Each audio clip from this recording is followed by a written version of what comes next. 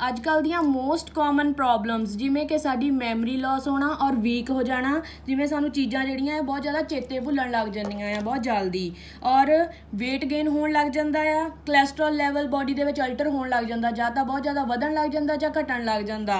और लेडीज़ दे विच मोस्टली की हुंदा आ, जां तां हैवी पीरियड्स होण लग जांदे जां पीरियड्स मिस हो जांदे आ। सो ये सारियां प्रॉब्लम्स जिहड़ियां आ, जां कई पर्सनस दे विच की हुंदा आ, स्किन जिहड़ी आ बहुत ज़्यादा डार्क होनी शुरू हो जाती है, अबनॉर्मैलिटी हो जाती स्किन दे विच। सो ये सारियां प्रॉब्लमां जिहड़ियां आ ये साडी बॉडी दे विच, अगर कोई साडी बॉडी दी ग्लैंड जिहड़ी सही तरीके नाल काम नहीं कर रही, सो ओहदी वजह नाल हुंदियां आ। सो ये प्रॉब्लमां क्यों हुंदियां आ असीं अग्गे जाके डिस्कस करांगे। पूरी वीडियो देखण दे लई साडा चैनल सबसक्राइब करो, विजडम एजुकेशन पॉइंट RDC। सो अग्गे असीं डिस्कस करांगे कि ये सारियां प्रॉब्लम्स क्यों बॉडी दे विच हो रहीआं आ। सो ठीक है, अज साडा जो असी डिस्कस करांगे वो हैगा आ हाइपोथायरॉइडिज्म। हाइपो मीनस हुंदा आ लैस, किसी भी चीज़ के अगे जे अगर हाइपो लगा आ इट मीनस लैस। थायरॉइडिज्म साडी बॉडी दे विच थायराइड ग्लैंड आ, ठीक है, साडी ओह इन फ्रंट ऑफ नैक ओहदी पोजीशन हुंदी आ, ठीक है। थायराइड ग्लैंड जिहड़ी आ ओह हार्मोन्स रिलीज़ करदी आ। पहलां भी अभी लास्ट वीडियोस तुसीं, ठीक है, लिंक दे विच डिस्क्रिप्शन दे विच देख सकदे आ, ठीक है। साडी थायराइड ग्लैंड जिहड़ी आ दो तरह के हार्मोन रिलीज़ करती है, T3 और T4, ठीक है। जदों इन्हां दोहां दी जिहड़ी भी हार्मोन लैवल बॉडी दे विच घट जांदी आ, उस कंडीशन नूं हाइपोथायरॉइडिज्म कहने आ। So hypothyroidism is a condition when the thyroid gland does not produce enough thyroid hormone to meet the need of the body. So hypothyroidism की आ, वो कंडीशन आ जदों थायराइड ग्लैंड जिहड़ी आ थायराइड हार्मोन्स की प्रोडक्शन सही तरीके नाल नहीं करदी जिन्नी बॉडी नूं लोड़ हुंदी आ। थायराइड हार्मोन्स रेगुलेट मेटाबॉलिज्म और the way the body uses energy. Thyroid gland जिहड़ी आ हार्मोन प्रोड्यूस करके, ठीक है, कि साडी बॉडी का मेटाबॉलिज्म रेगुलेट करदी आ। जिन्नी भी साडी पाचन क्रिया आ वो सारी जिहड़ी आ थायराइड हार्मोन्स ही जिहड़े रेगुलेट करदे आ। Thyroid gland is an endocrine gland made up of special cells that make hormone. Thyroid gland जिहड़ी एंडोक्राइन ग्लैंड आ स्पैशल सैल्स तो बनी हुंदी आ, जिहड़े सैल्स फिर अगे हार्मोन प्रोड्यूस करदे आ, बनाउंदे आ। Hormones are chemical messengers that relay information to the organs and tissues of the body, controlling process such as metabolism, growth and mood, ठीक है। हार्मोन्स जिहड़े ग्लैंड्स प्रोड्यूस करदियां आ, ठीक है, जिन्ने भी साडी बॉडी दे विच सानू पता कि ऑर्गनस आ, ऑर्गनस जिहड़े आ वो ग्लैंड्स दे नाल कनैक्टेड आ। ग्लैंड्स ने जिहड़े हार्मोन प्रोड्यूस करने आ, ऑर्गन ने उदां दा रिएक्ट करना, उदां दा ओहदी ग्रोथ होनी, उदां दी ओहदी फंक्शनिंग होनी आ। सो हार्मोन्स कहंदे की आ, कैमिकल मैसेंजर हुंदे आ जिहड़े इन्फॉर्मेशन रिले करदे आ ऑर्गनस नूं और टिश्यूज़ नूं बॉडी दे, जो अगे कंट्रोल करदे साडा मैटाबॉलिज्म, ठीक है, ग्रोथ और मूड। ये सारियां चीज़ां जिहड़े आ हार्मोन्स ही कंट्रोल करदे, रेगुलेट करदे आ। The production of thyroid hormone is regulated by the thyroid stimulating hormone TSH, which is made up by the pituitary gland. So इधर तुसीं आपां देखिया कि थायराइड ग्लैंड T4 और T3 जिहड़ा आ वो प्रोड्यूस करदी आ।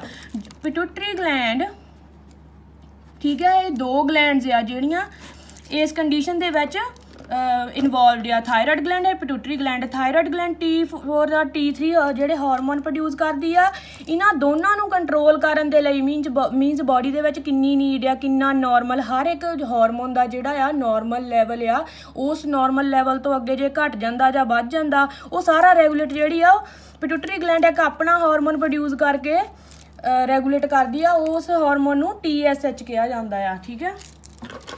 सो thyroid hormone regulate metabolism and they also affect the following functions. Thyroid hormone metabolism तो आपां पढ़िया रेगुलेट करदे आ, होर फंक्शनस नूं ते भी ये इफेक्ट पाउंदे आ, जिद्दां साडी ब्रेन डेवलपमेंट, जिन्नी भी ब्रेन डेवलपमेंट हुंदी आ ओहदे फंक्शनिंग जिहड़ी आ रेगुलर रखण दे लई थायराइड हार्मोन हैल्प करदे आ। ब्रीदिंग दे विच, हार्ट एंड नर्वस सिस्टम जिन्ने भी फंक्शन आ ओहदे विच भी थायराइड ग्लैंड जिहड़ी इनवॉल्वड हुंदी आ।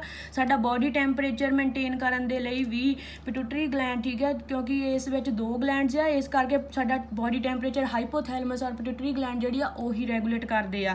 Muscle strength, skin dryness, menstrual cycle आपां पहलां भी गल कीती आ कि लेडीज़ दे विच हैवी जिहड़े पीरियड्स हो जांदे आ, ये सारी वजह, ठीक है, एक साइन आ। अगर मेंस्ट्रुअल साइकिल डिस्टर्ब हो रहा है तो मे बी हाइपोथायरॉइडिज्म की कंडीशन हो सकती है। weight ਤੇ ਵੀ ਇਫੈਕਟ, weight ਵੀ ਜਿਹੜਾ ਸਾਡਾ ਰੈਗੂਲਰ ਰੱਖਣ ਦੇ ਵਿੱਚ ਥਾਇਰੋਇਡ ਹਾਰਮੋਨ ਹੈਲਪ ਕਰਦੇ ਆ। ਕੋਲੈਸਟਰੋਲ ਲੈਵਲ ਮੇਨਟੇਨ ਕਰਨ ਦੇ ਲਈ ਵੀ ਥਾਇਰੋਇਡ ਹਾਰਮੋਨ ਦਾ ਮੇਨਟੇਨ ਰਹਿਣਾ ਬਹੁਤ ਜ਼ਿਆਦਾ ਜ਼ਰੂਰੀ ਆ। ਨੈਕਸਟ ਆਪਾਂ ਸਿੰਪਟਮਸ ਦੇਖਦੇ ਹਾਂ ਥਾਇਰੋਇਡਿਜ਼ਮ ਦੇ। ਹਾਈਪੋਥਾਇਰੋਇਡਿਜ਼ਮ ਦੇ ਕਾਮਨਲੀ ਇਨਕਲੂਡ, ਠੀਕ ਹੈ, ਅਗਰ ਕਿਸੇ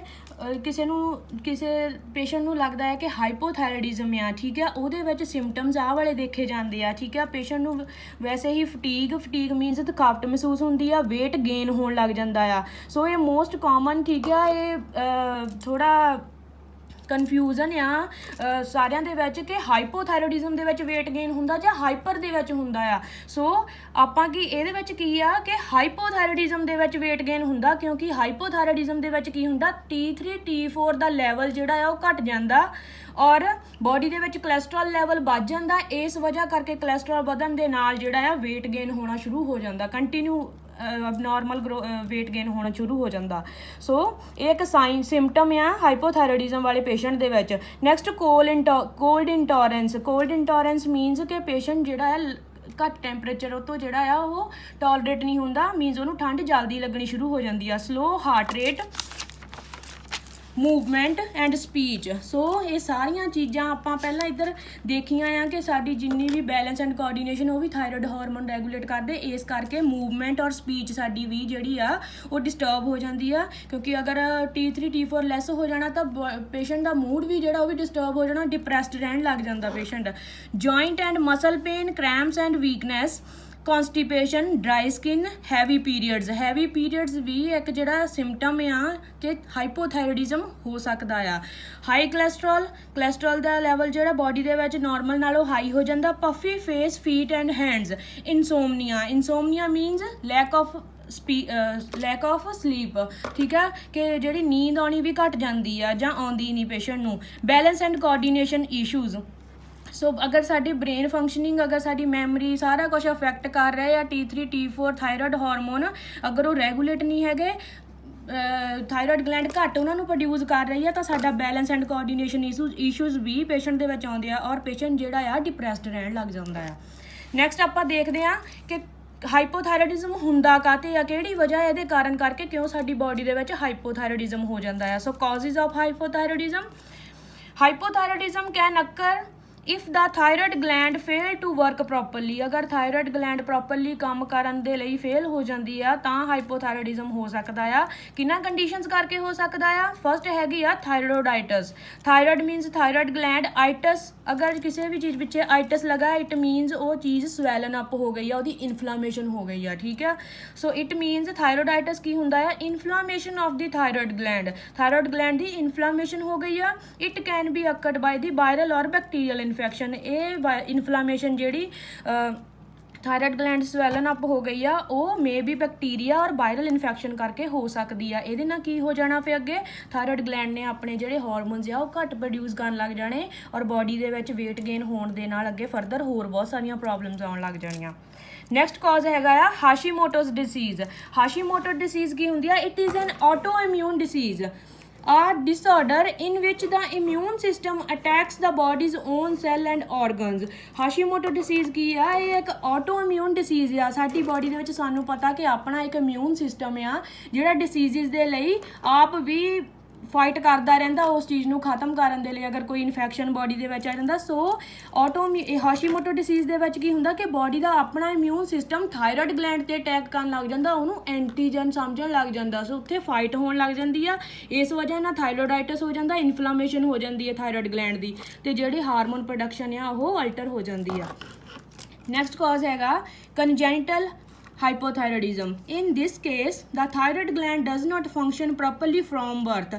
ਇਸ ਕੰਡੀਸ਼ਨ ਦੇ ਵਿੱਚ ਕੀ ਹੁੰਦਾ ਹੈ ਕਿ ਬਰਥ ਤੋਂ ਹੀ ਬੱਚੇ ਦੀ ਥਾਇਰੋਇਡ ਗਲੈਂਡ ਜਿਹੜੀ ਆ ਪ੍ਰੋਪਰਲੀ ਕੰਮ ਨਹੀਂ ਕਰਦੀ। ਸੋ ਅੱਗੇ ਜਾ ਕੇ ਫਰਦਰ ਜਾ ਕੇ ਫਿਰ ਜਿਹੜਾ ਬੱਚੇ ਨੂੰ ਹਾਈਪੋਥਾਇਰੋਇਡਿਜ਼ਮ ਜਾਂ ਹਾਈਪਰਥਾਇਰੋਇਡਿਜ਼ਮ ਦੀ ਪ੍ਰੋਬਲਮ ਆ ਸਕਦੀ ਆ। ਨੈਕਸਟ ਹੈਗਾ ਆ ਮੈਡੀਕੇਸ਼ਨਸ। ਸੋ ਇਸ ਪ੍ਰੋਬਲਮ ਤੋਂ ਇਲਾਵਾ ਹੋਰ ਬਹੁਤ ਸਾਰੀਆਂ ਪ੍ਰੋਬਲਮਸ ਹੋ ਸਕਦੀਆਂ ਜਿਨ੍ਹਾਂ ਕਰਕੇ ਅਸੀਂ ਕੰਟੀਨਿਊ ਕਿਸੇ ਚੀਜ਼ ਦੀ ਦਵਾਈ ਖਾ ਰਹੇ ਹਾਂ, ਠੀਕ ਹੈ। ਕੋਈ ਵੀ ਮੈਡੀਕੇਸ਼ਨ ਤੁਸੀਂ ਕੰਟੀਨਿਊ ਲੈ ਰਹੇ ਆ, ਬਹੁਤ ਸਾਰੀਆਂ ਇੱਦਾਂ ਦੀਆਂ ਜਿਹੜੀਆਂ ਮੈਡੀਕੇਸ਼ਨਸ ਆ ਜਿਹੜੀਆਂ ਥਾਇਰੋਇਡ ਗਲੈਂਡ ਨੂੰ ਡਿਪਰੈਸ ਕਰ ਸਕਦੀਆਂ ਆ, ਠੀਕ ਆ, ਅਤੇ ਉਹਦੇ ਥਾਇਰੋਇਡ 'ਤੇ ਜਿਹੜਾ ਇਫੈਕਟ ਪਾ ਸਕਦੀਆਂ ਆ। ਇਸ ਕਰਕੇ ਉਹਦੇ ਹਾਰਮੋਨਸ ਘੱਟ ਹੋਣ ਲੱਗ ਜਾਂਦੇ ਪ੍ਰੋਡਿਊਸ, ਅਤੇ ਹਾਈਪੋਥਾਇਰੋਇਡਿਜ਼ਮ ਦੀ ਪ੍ਰੋਬਲਮ ਆ ਜਾਂਦੀ ਆ। ਨੈਕਸਟ ਹੈਗਾ ਪਿਟਿਊਟਰੀ ਗਲੈਂਡ ਐਬਨੋਰਮੈਲਿਟੀ। ਕੋਈ ਵੀ अगर पेशेंट की कोई भी सर्जरी हुई हो, ठीक है, पिट्यूटरी ग्लैंड ते कोई भी ਜਾਂ इंजरी हो गई आ, सो ਉਹਦੀ कोई भी abnormality आ गई, सो ਸਾਨੂੰ पता है कि थायराइड ग्लैंड ਨੂੰ पिट्यूटरी ग्लैंड ने ही सुपरवाइज करना आ। इस करके भी ਜਿਹੜਾ ਆ ਹਾਈਪੋਥਾਇਰੋਇਡਿਜ਼ਮ ਦੀ ਪ੍ਰੋਬਲਮ ਆ ਜਾਂਦੀ ਹੈ। ਨੈਕਸਟ ਕਾਜ਼ ਹੈਗਾ ਆ ਆਇਓਡੀਨ ਇੰਬੈਲੈਂਸ। ਬੋਡੀ ਦੇ ਵਿੱਚ ਅਗਰ ਆਇਓਡੀਨ ਇੰਬੈਲੈਂਸ ਹੋ ਜਾਂਦਾ ਆ ਤਾਂ ਜਿਹੜੀ ਆ iodine is needed for the production of the thyroid hormone but the level must be balanced. जो आयोडीन की आ थायराइड हार्मोन की प्रोडक्शन के लिए आयोडीन जी बॉडी के बहुत ज़्यादा जरूरी है। सो ये लैवल जो बैलेंस्ड ही रहना चाहिए आ। सो इस करके जी अगे पेशेंट नूं की गोइटर की जी पता है कि एनलार्जमेंट ऑफ थायराइड ग्लैंड हो जाती है, वो भी प्रॉब्लम आ जाती है। सो नैक्सट देखते हैं कि अगर ये सारे सिम्पटम्स डॉक्टर देखते हैं एक पेशेंट ਦੇ ਵਿੱਚ ਜਦੋਂ ਚੈੱਕਅਪ ਹੁੰਦਾ ਆ, ਠੀਕ ਹੈ, ਰੈਗੂਲਰ ਚੈੱਕਅਪ ਹੁੰਦਾ ਆ, ਅਗਰ ਇਹ ਸਾਰੇ ਸਿੰਪਟਮਸ ਇਹਨਾਂ ਦੇ ਵਿੱਚੋਂ ਕਿ weight gain ਹੋ ਰਿਹਾ ਆ, ਕੋਲੈਸਟਰੋਲ ਵੀ ਵੱਧ ਆ, ਠੀਕ ਹੈ, ਸਕਿਨ ਡਰਾਈਨੈਸ ਹੋ ਰਹੀ ਆ, ਇਨਸੋਮਨੀਆ ਹੋ ਰਿਹਾ ਆ, ਮੈਂਸਟਰਲ ਪੀਰੀਅਡਸ ਜਿਹੜੇ ਆ ਉਹ ਗਰਲਸ ਦੇ ਵਿੱਚ ਉਹ ਨਹੀਂ ਠੀਕ ਹੈਗੇ, ਠੀਕ ਹੈ, ਜਾਂ ਹੈਵੀ ਫਲੋ ਹੋ ਰਿਹਾ ਆ, ਇਹ ਸਾਰੀਆਂ ਪ੍ਰੋਬਲਮਸ ਹੋ ਰਹੀਆਂ ਤਾਂ ਡਾਕਟਰ ਸਾਨੂੰ ਡਾਇਗਨੋਸਟਿਕ ਟੈਸਟ ਪ੍ਰਿਸਕ੍ਰਾਈਬ ਕਰਦੇ ਆ। The most common blood test is the TSH, ठीक है, थायराइड स्टिमुलेटिंग हार्मोन का टेस्ट होंदा है। ये 3 तरह के हार्मोन जोड़े आ वो अपने देखे जाते हैं, T3, T4 और TS का लैवल देखा जाता। T3 और T4 जोड़ा है उन्होंने प्रोडक्शन लैस होंदी है, TSH की जी वो लैवल जोड़ा है ज़्यादा हो जाता है। जो ये इंडिकेट हो गया दैन इट मीनस जोड़ा हाइपोथायरोडिज्म की कंडीशन है। नैक्सट देखते हैं कि ट्रीटमेंट किद्दां इहदा हुंदा है हाइपोथायरोडिज्म का। Treatment of the hypothyroidism focus on the supplementing the thyroid hormone. So thyroid hormone का पर्टिकुलर कोई ट्रीटमेंट नहीं हैगा, ठीक है, इनू की कीता जा सकता है, कंट्रोल किया जा सकता बट केयर नहीं किया जा सकता, ठीक है। डॉक्टर की करते हैं सानू प्रिस्क्राइब करते कि सप्लीमेंट्स दिते जान थायराइड ग्लैंड नूं, जिद्दां कि सिंथैटिक थायरॉक्सिन दिता जाता है सप्लीमेंट की फॉर्म दे विच, तां कि थायराइड हार्मोन नूं आपां आर्टिफिशियली ਜਿਹੜੇ ਉਹਨੂੰ ਬਾਹਰੋਂ ਸਪਲੀਮੈਂਟਸ ਦੀ ਫਾਰਮ ਦੇ ਵਿੱਚ ਥਾਇਰੋਕਸਿਨ ਦਿੱਤਾ ਜਾਂਦਾ ਹੈ ਤਾਂ ਕਿ ਨਾਰਮਲੀ ਵਰਕ ਕਰ ਸਕੇ, ਕੰਟਰੋਲ ਹੋ ਸਕੇ ਉਹਦੇ ਫੰਕਸ਼ਨਿੰਗ। ਨੈਕਸਟ ਹੈਗਾ iodine and nutrition. Iodine is an essential mineral for the thyroid function. Iodine deficiency is one of the most common cause of goitre development. ਸਾਨੂੰ ਪਤਾ ਹੈ ਕਿ ਗੋਇਟਰ ਡਿਵੈਲਪਮੈਂਟ ਕੀ ਹੁੰਦੀ, ਐਨਲਾਰਜਮੈਂਟ ਹੋ ਜਾਂਦੀ ਆ ਥਾਇਰਾਇਡ ਗਲੈਂਡ ਦੀ, ठीक है। थायराइड ग्लैंड जी साडे गले दे विच वड्डी होण लग जाती अपने नॉर्मल साइज़ दे नालों। सो ये काते हुंदा है जदों आयोडीन की डेफिशिएंसी आयोडीन बॉडी दे विच घट जाता है। सो इस करके आयोडीन जिहड़ा आ न्यूट्रीशन आ ये बहुत ज़्यादा जरूरी आ थायराइड फंक्शनिंग दे लई। During pregnancy iodine requirement increase ਜਦੋਂ ਡਿਊਰਿੰਗ ਪ੍ਰੈਗਨੈਂਸੀ ਲੇਡੀਜ਼ ਦੇ ਵਿੱਚ ਆਇਓਡੀਨ ਜਿਹੜੀ ਰਿਕੁਆਇਰਮੈਂਟ ਆ ਉਹ ਵੱਧ ਜਾਂਦੀ ਹੈ। ਦੈਨ ਉਹਨਾਂ ਨੂੰ ਕੀ ਪ੍ਰੈਗਨੈਂਟ ਲੇਡੀਜ਼ ਨੂੰ ਕੀ ਕਰਨਾ ਚਾਹੀਦਾ, ਯੂਜ਼ਿੰਗ ਆਇਓਡੀਨ ਸਾਲਟ, ਠੀਕ ਹੈ, आयोडाइज्ड सॉल्ट लेना चाहिए in the diet and taking prenatal vitamins can maintain the required level of iodine. तो उन्होंने की प्रीनेटल विटामिन्स वगैरह जोड़े अंडर डॉक्टर प्रिस्क्रिप्शन लेने चाहिए ताकि बॉडी के विच न्यूट्रीएंट्स और जिन्ने भी न्यूट्रीशन की लोड़ आ और जोड़ा आयोडीन की लोड़ आ वो सारी ठीक हो सके। तो जोड़े iodine supplements are also available, ठीक है, आयोडीन सप्लीमेंट्स भी आ और प्रैगनेंट वूमेंस जड़ियाँ आ और जोड़ा भी परसन जिहदे विच आयोडीन डेफिशिएंसी आ वो जोड़े सप्लीमेंट्स भी लै सकदा आयोडीन दे। ਇਹਦੇ ਨਾਲ ਰਿਲੇਟਡ ਅਗਰ ਤੁਹਾਨੂੰ ਇੱਦਾਂ ਦੀਆਂ ਕੋਈ ਵੀ ਪ੍ਰੋਬਲਮਸ ਆ, ਠੀਕ ਆ, ਤੁਸੀਂ ਇਸ ਚੀਜ਼ ਨੂੰ ਇਗਨੋਰ ਨਹੀਂ ਕਰ ਸਕਦੇ। ਤੁਸੀਂ ਇਹਨਾਂ ਵਿੱਚੋਂ ਕੋਈ ਵੀ ਅਗਰ ਤੁਹਾਨੂੰ ਪ੍ਰੋਬਲਮ ਹੋ ਰਹੀ ਆ ਤਾਂ ਤੁਸੀਂ ਡਾਕਟਰ ਨੂੰ ਜਾ ਕੇ ਕੰਸਲਟ ਕਰੋ।